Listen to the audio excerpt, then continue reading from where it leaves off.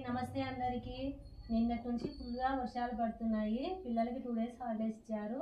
అందుకే పిల్లలతో ఈరోజు టైం స్పెండ్ చేస్తున్నాను. పిల్లలు, ఈ వర్డ్ ఏంటి? స్టోన్. స్టోన్ అంటే ఏంటి? రాయి. ఓకే, స్టోన్ అంటే రాయి. రాయి. ఇప్పుడు ఎస్ తీసేసాను. ఈ వర్డ్ ఏంటి? టోన్. టోన్ అంటే స్వరము. Very good.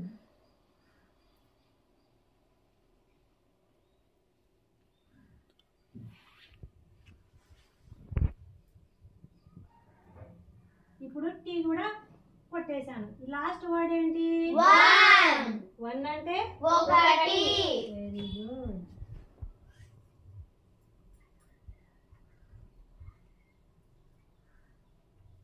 ఇక్కడ ఒక స్టోన్ అనే పదంలోనే 3 పదాలు దాగి ఉన్నాయి.